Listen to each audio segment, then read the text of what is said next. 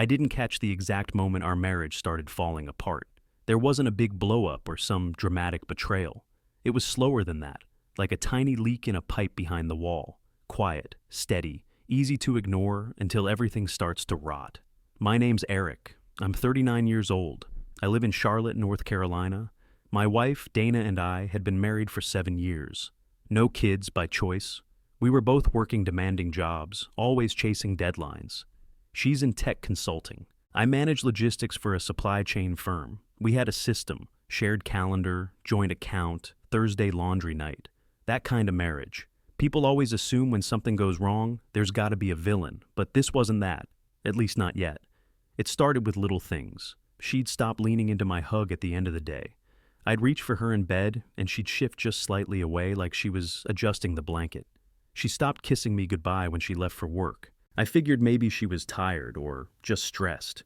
We'd been through busy seasons before, but this time, it didn't bounce back. One night I asked if she wanted to go out, just the two of us, like old times. Her answer? I'm not really feeling restaurants lately. Next week, I tried again. How about a movie night? She shook her head.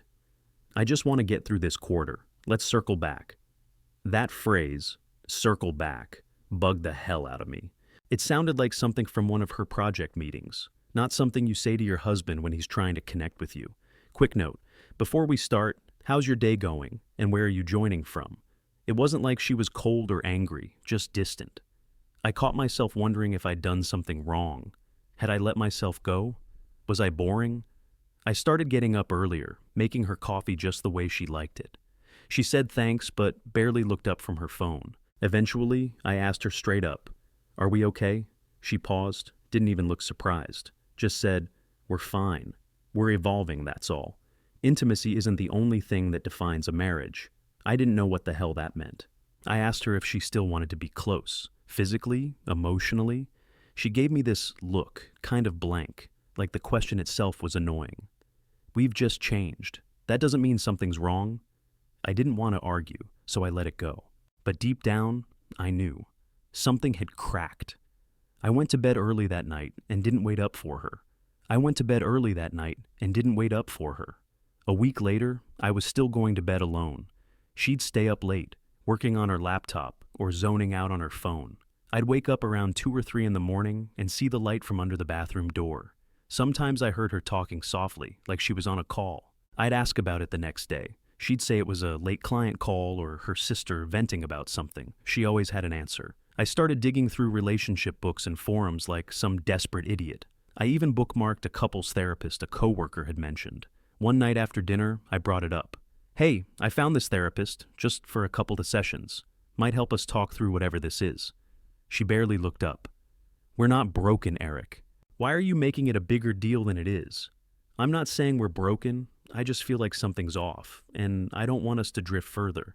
She sighed and said, "Fine. Book it." So I did. But she canceled, twice. Once she claimed she had a last-minute client presentation. The second time, she said she forgot and double-booked herself. I rescheduled again, but by the third cancellation, I stopped trying. The silence started weighing on me, heavy, loud. I couldn't remember the last time she'd touched me. Even a casual brush of the hand or a kiss on the cheek was gone. Everything we used to do, little inside jokes, leaning on each other on the couch, stupid things like arguing about where to order takeout, it all vanished. I'd lie there in the dark, staring at the ceiling, wondering how the hell I got here. I'd glance at her back, turned away from me, and think, who even is this person? One night I rolled over and said, "Dana, do you ever miss us?"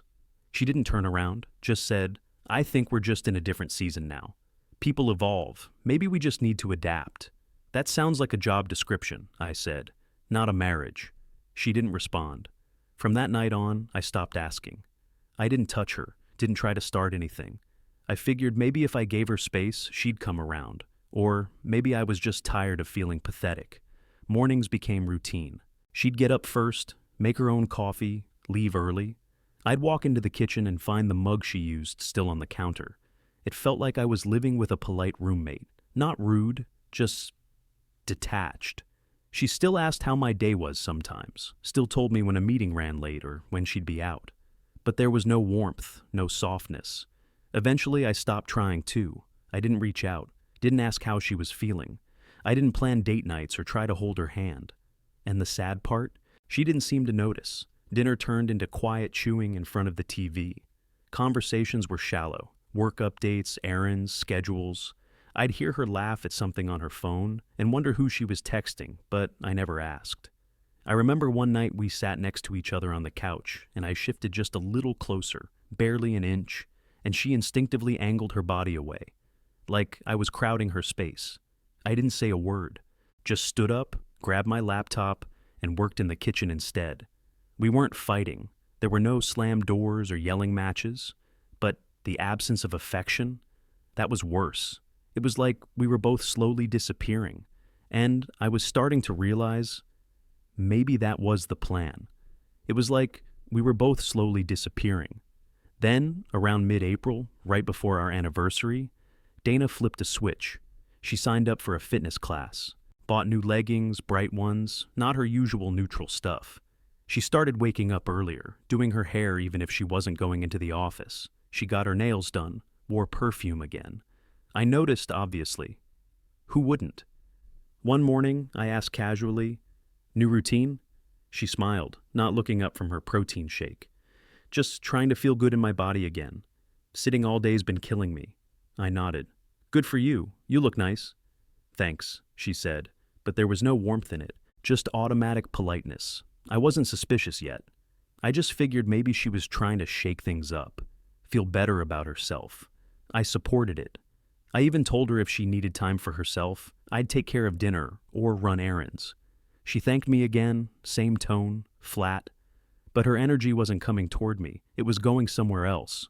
Her mood lifted, sure, but not in the way that made me feel connected. She was buzzing with something new, and I was just in the background, holding down the routine. Then one morning, we were crossing in the hallway. She had her hair half up like she used to in our first couple years. I smiled, reached out without thinking, brushed my fingers along the side of her head. She flinched, not dramatically, just enough, like her body pulled back before her brain caught up. I froze. My hand dropped. She gave a forced laugh. Sorry, I just wasn't expecting that." I stepped back. "Yeah, I can tell." She walked past me without saying anything else. That moment stuck in my chest like a splinter. That night, after dinner, I didn't wait. I leaned on the counter while she rinsed her plate and said, "Do you even want a marriage with affection anymore? Like, actual closeness?" She set her plate down slower than usual, then turned to face me, arms crossed. "I think it's better this way." No hesitation, no struggle in her voice, just cold certainty. "You don't miss anything about the way we used to be?" I asked. "I miss the simplicity," she said. "But people change, Eric. Needs change. We can still have a good life without needing to cling to what we used to do. So just, what, roommates with a joint mortgage?" She sighed. "You're making it sound worse than it is. I'm just saying we don't need to force something that doesn't feel natural anymore." I leaned back against the counter, arms folded. "So, it doesn't feel natural to want me?" "I didn't say that," she snapped too fast. "But it's what you meant." She didn't deny it. I stared at her for a while, waiting to feel something. Anger, jealousy, heartbreak. But all I felt was tired. "Okay," I said. "I hear you." She looked like she expected me to argue. Maybe she wanted a fight, but I didn't have it in me. I rinsed my own plate and walked out of the kitchen. No door slam, no dramatic ending. Just me walking down the hallway, knowing that something final had happened, and she was fine with it. I rinsed my own plate and walked out of the kitchen. After that, I stopped trying. No more hugs, no more coffee in the morning, no more asking about her day. If she wanted space, fine. She had all of it. And the thing is, she seemed fine with that too. Almost relieved. But something shifted again. Not with us, with her. She started waking up even earlier. I'd come into the kitchen at 6:30 and find her already dressed in tight athletic gear, hair done, makeup on. She never wore makeup to the gym before. Her phone, which used to sit face up on the counter, now stayed locked and flipped over. I noticed a new passcode on it. When I asked if she changed it, she just said, "Work security stuff." She used to throw on random hoodies and joggers for errands. Now it was fitted jeans, tops that showed off her waist. I told myself it was confidence, that maybe the workouts were working. But the timing didn't sit right. And then there were the texts, little bursts of laughter from the couch while she scrolled, thumbs flying across the screen. I'd glance over. What's funny? Just a meme from a friend, she'd say, already turning the phone away. Who? Someone from work. You don't know them. She never used to hide names. She never used to hide anything. I started noticing a new device connected to our Wi-Fi, one that wasn't either of our phones, laptops, or the TV. When I brought it up, she barely blinked. Oh, that's just my work tablet. They sent everyone one last month. You didn't mention it before, she shrugged. Didn't think it mattered. I kept it casual, but inside, my stomach turned. There was this one night I couldn't sleep, just staring at the ceiling while she scrolled in bed next to me. The light from her screen reflected off her glasses. Then suddenly, she got up, walked into the bathroom with her phone, door shut. The same low whispering started again. My brain started doing gymnastics. Maybe it's just her sister again. Maybe it's nothing. But I wasn't buying it anymore. What made it worse was remembering the way she used to talk about cheating. One of her friends had an affair years ago, and Dana tore her apart for it. If you're done, you leave. You don't sneak around like a coward. And now I couldn't help but think, isn't that exactly what you're doing? Still, I had no proof, just vibes, a gut feeling. And maybe some people can ignore that. I couldn't. So I started paying attention. Not full-on spying, just subtle things. I checked the Bluetooth connections in the car. I glanced at her GPS history when I borrowed her keys to get something from the glove box. Nothing weird popped up. She was smart. If she was doing something, she wasn't sloppy about it. But one night, around 2:30, I woke up and saw her phone light up on the nightstand. The screen was turned away, but I caught the edge of a pop-up. Not a regular notification, something that looked like a chat bubble on a different app. And then the light went black again, like it auto-locked. I rolled over slowly, pretending to shift in my sleep, watched her reach over and grab it quietly, slipping it under the pillow like she didn't want even the screen to be seen. That was the moment I stopped questioning whether I was just being paranoid. I wasn't imagining this. Something was going on. That was the moment I stopped questioning whether I was just being paranoid. I waited until the next morning when she left for her class. Same high ponytail, same soft pink lipstick she never wore for me. As soon as the garage door closed, I opened my laptop and logged into the router. I knew how to check connected devices. There it was again. Same unfamiliar MAC address. Showed up mostly in the early mornings and late nights. I took a screenshot, labeled it, and saved it to a USB. When she got home, I kept it light.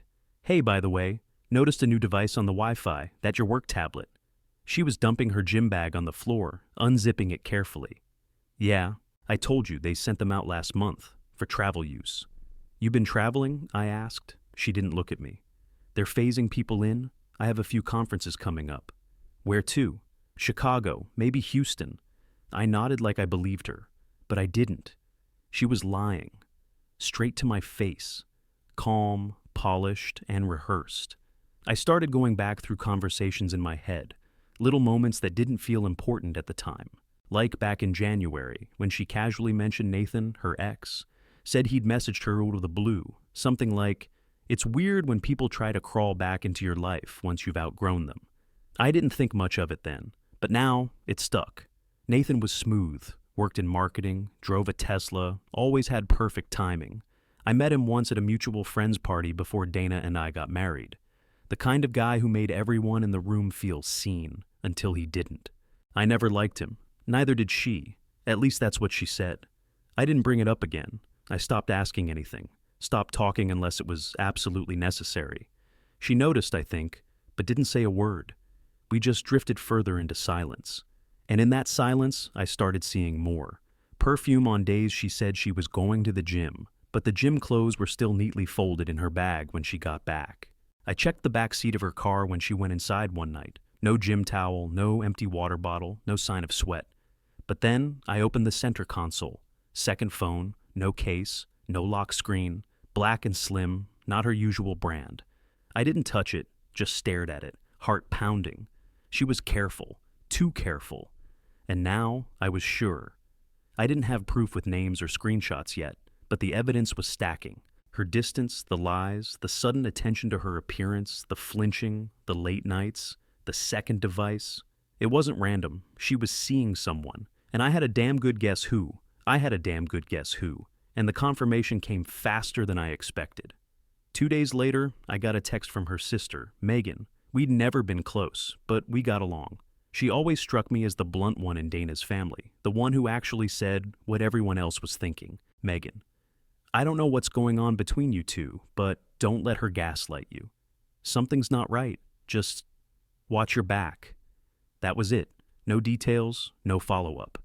But it was all I needed to stop doubting myself. I didn't reply, just locked my phone, sat at the kitchen table, and started planning. I didn't blow up. I didn't confront Dana. I just got quiet. Quiet like someone getting ready to walk away from a burning building. I knew I had one shot at this, one clean surgical exit. I wanted facts, evidence, no speculation.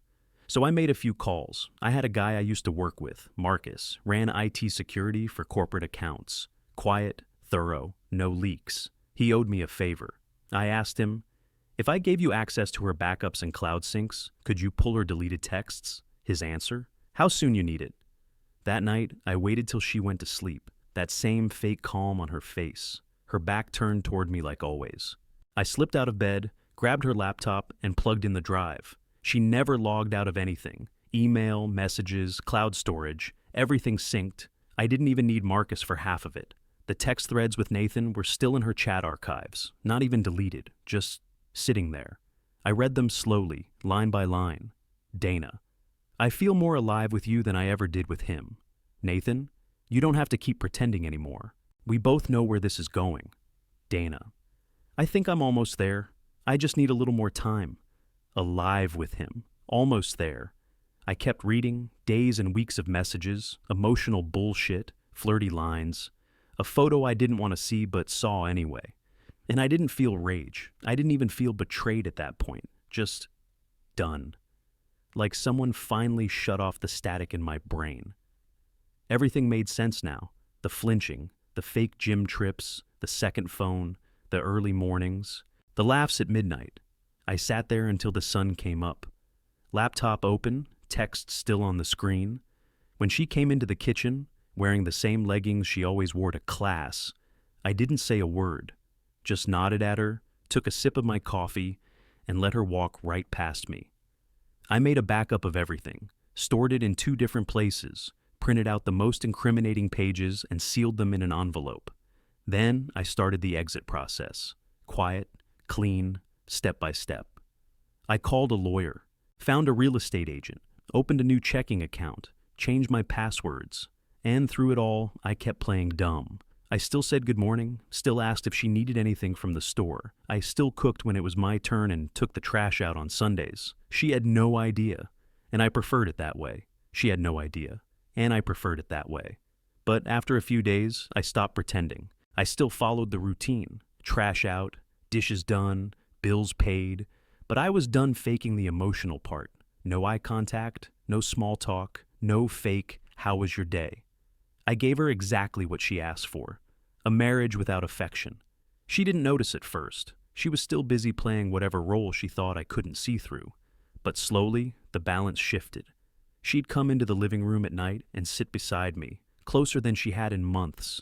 I didn't move, didn't turn my head, just kept scrolling through my phone or watching whatever was on.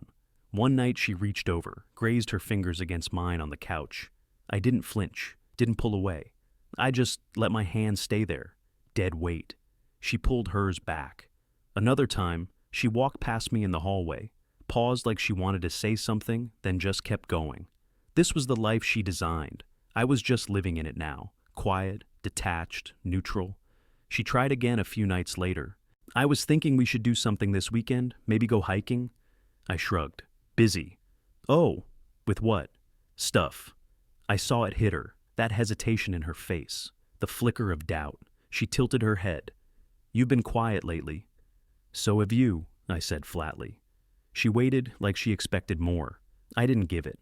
By week 2, she started staying home more. Canceled her fitness class one morning. Didn't wear makeup that day, didn't dress up either. It was almost like she was watching me now, trying to read me, like she couldn't quite tell what was different, but knew something had shifted. She made spaghetti on a Tuesday, my favorite. I ate it without comment. She waited for me to say something. I didn't. That night she came to bed early, slid under the covers, and lay facing me for the first time in God knows how long. I kept my eyes on the ceiling. "You're really not going to talk to me?" she asked. "I am talking." "Not really." I turned my head. "We've been not talking for months, Dana. Why is it different now?" She didn't answer right away. "I don't know," she said finally. "It just feels like you're far away lately." I let out a dry laugh. "Welcome to the club." She shifted under the blanket. "You're angry. Number." That would mean I still cared. She didn't have a comeback for that. I decided not to leave the house right away. That would have made it too easy for her. I wanted her to feel the same, nothing I'd been feeling for months. So I stayed, slept in the same bed, ate at the same table. But I was gone. Fully. She tried once more, set her phone face up on the table like it was some grand gesture. Reached for my hand at dinner. I let her touch it. Didn't squeeze back. The next morning, I caught her watching me make coffee like she didn't recognize the person across from her. Good. Let her wonder. Let her feel that slow panic build. Because now, the silence was mine. Because now, the silence was mine. That Sunday morning, I made coffee just like always. One for me, one for her. Except this time, I placed an envelope next to her mug. She looked at it, then at me. "What's this?" I sat across from her. Calm, not cold, just done. "Separation agreement. I already signed it. The lawyer's info is inside." She stared at the envelope like it might explode. "Are you serious?" I took a sip of my coffee. "Completely." Her voice cracked. "Eric, what the hell?" "This is the life you asked for," I said. "You just didn't think I'd be the one to end it." She opened the envelope with shaking hands, eyes darting over the first few pages. "You talked to a lawyer without telling me?" "Yeah," I said. "I also listed the house. Agent's name and schedule's in there too. She'll be reaching out tomorrow." Her mouth opened, but no words came out. Then she blinked fast, like she didn't know whether to yell or cry. Can we talk about this first?" I looked her dead in the eye. "We had months to talk, Dana. You weren't interested." She swallowed hard, fingers gripping the edge of the envelope. "I didn't think you'd just leave." "You flinched when I touched you," I said, voice low. "You laughed at your phone more than you ever did with me. You made it clear. You were done." She looked away. "I wasn't trying to hurt you." "I know," I said. "You weren't thinking about me at all." And that's what it came down to. Not even the cheating, the erasure, like I was just background noise. Tears finally hit. She covered her face with both hands, her shoulders shaking. "I didn't think it would go this far," she choked out. "It already did," I said. "You just didn't see it because you were too busy looking somewhere else." She pulled her hands away, eyes red. "I miss us, Eric. I miss what we had." I stood up, grabbed my keys. "I miss who you used to be." She stood too, fast. "Please, don't go like this. We can fix it. I'll try." I shook my head. "I'm not mad, Dana. I'm just done. You can't fix something you spent a year pretending didn't matter." She reached for my arm, but I stepped back. "You don't get to cry now," I said. "Not after everything. Not after Nathan." Her face went pale. She knew. She didn't even try to deny it. "I didn't mean for it to happen." "I'm not here for your excuses," I cut in.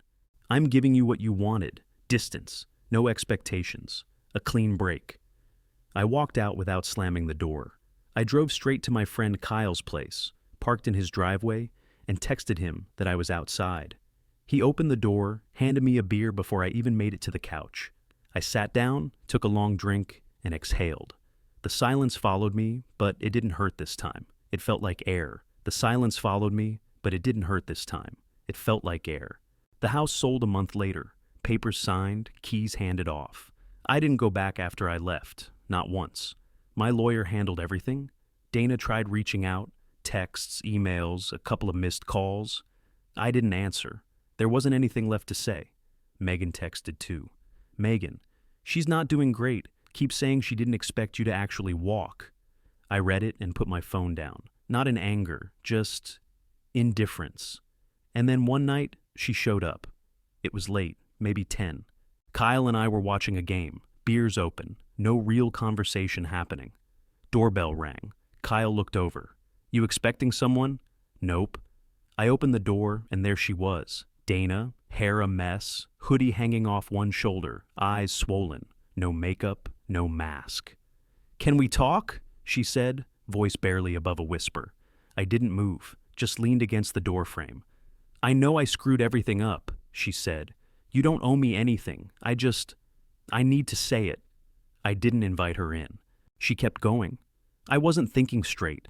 I thought I needed something new, something exciting. I didn't realize I was destroying the one steady thing I had left. I let the words hit and pass. "I miss you," she said. "I miss us." I finally spoke. "I don't miss this." Her eyes filled again. "Please, just talk to me. I can't sleep. I can't focus. You were always the only person who saw me." I nodded slowly. "Yeah, I did."